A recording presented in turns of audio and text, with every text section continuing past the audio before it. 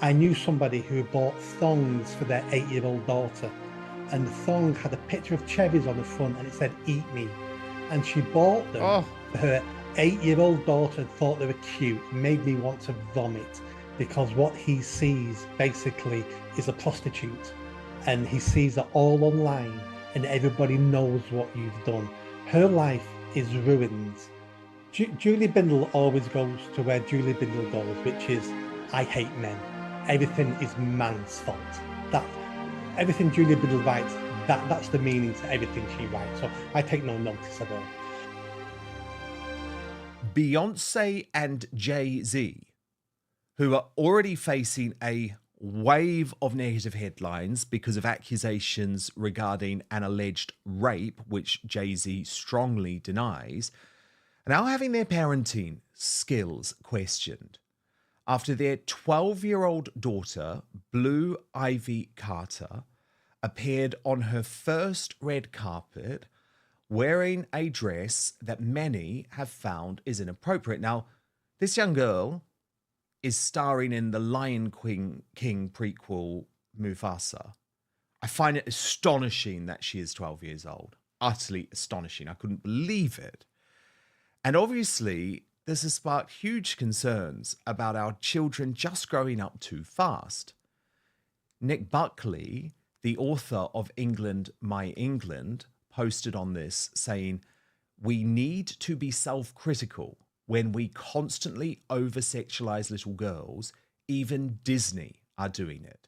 Why does a 12-year-old girl need to have her bosom on display to sell a kid's film?" And Nick Buckley joins me now. This is really interesting, isn't it, Nick? Because I was genuinely stunned to learn that Ivy Blue Carter was only 12 years old, looking like that. I'm also genuinely stunned when celebrities who know how evil the entertainment business is, and it really is a truly evil business. I covered it up close, as many people know, for 2 decades. And I find it astonishing that they want to put their young children through that. It's not because they need the money. I mean, we see that with the Beckhams, who are allowing their young girl to sell lipsticks and makeup products and already launch a TikTok. I mean, surely at least let them get to 18. And we know why she got this role, Nick Buckley. She got this role because she's the daughter of Beyonce and Jay-Z, not because of her God-given talent. But you were very concerned about this red carpet look. Why? I am. For people who don't know my history, I've spent 2 decades working with children, and part of that was stopping child sexual exploitation. I've saved girls from being sexually abused. I've had offenders prosecuted, so I sort of know what I'm talking about in this field. This has been going on for decades and decades and decades, over sexualizing girls. And it happens for many reasons. And it's happened so much that parents don't know they're doing it now. Parents are also responsible. So it starts off with these girls. You know, she's a 12-year-old child. She's not even a teenager. She's 12. But all her heroes, all the female pop stars, all dressed like strippers. So that's become normal for her to over sexualize herself. But the real issue here is the same reason why I wrote the book, the same reason why this country's failing. It's the failure of men. No man should ever allow his 12-year-old girl to dress like that. No father should ever allow that, regardless of what society tells him, regardless of what his wife tells him, and regardless of what his child wants. A man's job is to protect and provide. Jay-Z's provided for his children, fantastic, but he's not protecting her, is he? He's thrown her into a shark's den that's called Hollywood, is allowing her to dress like a stripper, and this will end badly. Again, weak men are killing us. They're killing their children, they're killing the family, and they're killing our countries. And I make no apologies for that statement. Yeah, indeed. And of course, this appearance on the red carpet, Nick, came in the same week that Jay-Z is having to deny allegations that he raped a 13-year-old. This is obviously all as a result of the P. Diddy papers. Now, he very, very, very strongly denies those allegations. But again, it just feels slightly odd, doesn't it? The timing of it all. Oh, absolutely. And it's because he's blind to it. He's blind to the over sexualization of his own children. To him, it seems normal because if it didn't, he wouldn't do it. He's a strong man. He's a very wealthy man. He's a very big man. So if he didn't want something to happen, it wouldn't happen. But it's become normalized. And we're all guilty of this, all of us. We've all allowed it to happen to society. I mean, I remember 20 years ago, um, there was a craze in, not a craze, but I knew somebody who bought thongs for their 8-year-old daughter, and the thong had a picture of cherries on the front and it said, "Eat me." And she bought them Oh, for her 8-year-old daughter and thought they were cute. It made me want to vomit. This has been going on for a long time. I don't, why would you want to sexualize your daughter? I mean, Mm. look, I looked at some of the comments though, and there's so many people who agree with you online, Nick. Cherie Denise said, lots of chatter online that Blue Ivy's dress is inappropriate, which I didn't get until I read that she is 12 years old. How about we don't put a 12-year-old in a push-up bra? Toria wrote, Blue Ivy looks beautiful, but honestly, I thought, wow, she's like 16 already. No, it turns out she is 12. Let a girl dress like she's 12, please. And then Corey wrote, Blue Ivy is a beautiful little girl, but she's a little girl, made to look much older than any 12-year-old. It's just far too mature of a dress. And Nick Buckley, I know it's not just Hollywood celebrities that you are concerned about when it comes to the sexualization of young women, because you sparked a bit of controversy the other day by posting Manchester.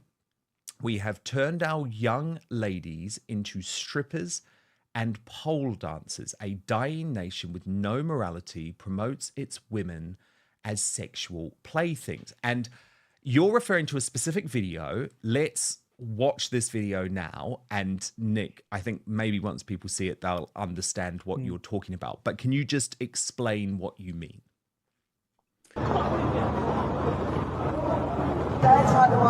Well, these ladies were a night out in Manchester, inappropriately dressed, if you ask me. Whatever happened to decorum? Whatever happened to less is more? Now, we've over-sexualized little girls, but we also over-sexualize all women in our society. And I had lots of people who agreed with me on that post, but I also had lots of people who disagreed with me. And my answer to them is, I'm the real feminist here, because I don't judge women by what's under their clothes. I don't want to dress half naked to impress me. The most valuable thing about women is what's in their minds, their personality, their intelligence, their kindness, their compassion. That's what makes a woman beautiful. It isn't dressing half naked. I understand why those women are doing it, but the attention they attract and the men they attract by dressing like them are not the men you want being attracted to you. And we wonder why women are unhappy in our society. We wonder why 20% of all women in the UK are on antidepressants, because this modern feminism has sold them a lie that you can be the boss babe, you can be just as sexually promiscuous as men and you'll be happy. But do you know what? It's killing them. It's making them unhappy all the time. I know. I can't even believe I'm talking about this, Nick, but it's gone mainstream. So I feel I need to. And this is a post from Samantha Smith, that incredible young woman who has been on Outspoken before. She was the victim of a grooming gang. And she's referring to this young woman called Lily Phillips. I don't know if you've heard of her, Nick, but Yes. she has had sex with 100 men in one day for her OnlyFans account. There's been a documentary made about it, which is just tragic, because you can see that once she's done it, this woman who claimed that this was going to be empowering for her actually is just completely broken by the experience. And Samantha Smith writes, this is so sad to watch. Judge and shame her all you want, but I know that girl. I was that girl. She has no self-worth and clearly thinks her only value is as a sexual object. She's killing herself slowly, and someone needs to step in before she hits the full self-destruct. But the issue with this, Nick Buckley, is that Lily Phillips has become a hero for lots of people because she is apparently making millions and millions of pounds. She is, but who wants millions of pounds when your life has been destroyed? When you will never meet a decent man who will ever take you seriously, who will ever marry you, who wants your children, because what he sees basically is a prostitute, and he sees it all online, and everybody knows what you've done. Her life is ruined. Now, she's she's an adult, she's responsible for this. But let me go back to several other sections we've talked about now. Who's really responsible for that? Her father. Where is her father? I guarantee she came from a single parent household. I guarantee her father's not in her life, because it's a father's job to raise his children right.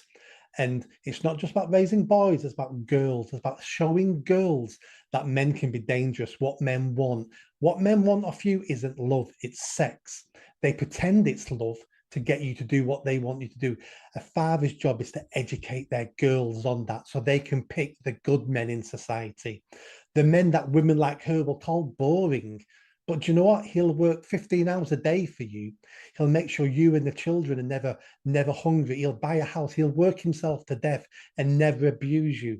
But yet women today call that man boring. That's a real man. That's a real father. But feminism is killing women and making them believe all this nonsense that sexual liberation will set them free. It's going to kill them.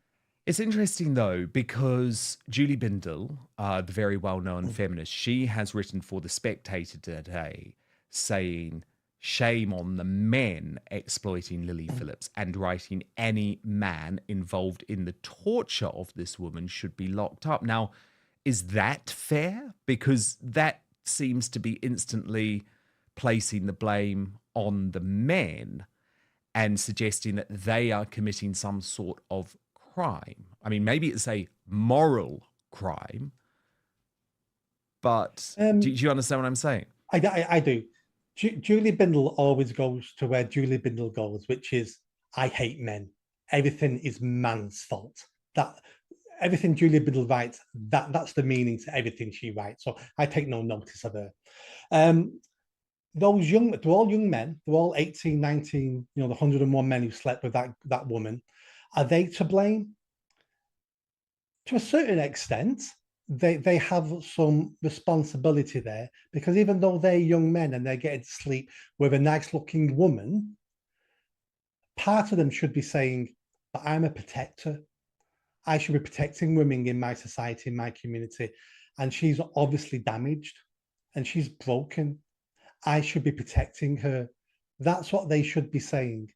This might be why she picks young men in their late teens, because they may not have developed that trait fully yet and don't understand. They're just looking at her going, free sex. And believe me, as a heterosexual male at 18, 19, free sex is a great deal. Doesn't mean it's right, doesn't mean it's moral. But those men at some level should have been better men. They should have been, because that woman's broken. Well, it's interesting because Tristan Tate, and some people have argued, well, he's not the best person to put forward this message, but he is now encouraging men to sign up to Lily Phillips's next challenge, which I sort of shudder to tell you is that she wants to break the world record in February by sleeping with 1,000 men in 24 hours. And Tristan Tate is now encouraging his followers to sign up, and when they enter the room, to try and pray with Lily Phillips. When it comes to the Tate brothers, I don't know what to say. Signing up to go in and pray. Do you know what we need to be doing? We need to be seeking out her parents. We need to be seeking out her extended family, and we need to be supporting them to do what they need to do. If they need money to get a flight to go see her, we should be funding that. We need her family, especially her father. Her father needs to man up and do something about this. I'll tell you what, if this was one of my relatives, this wouldn't be happening. I'd be in jail before this would be happening. So let's not be going there to pray.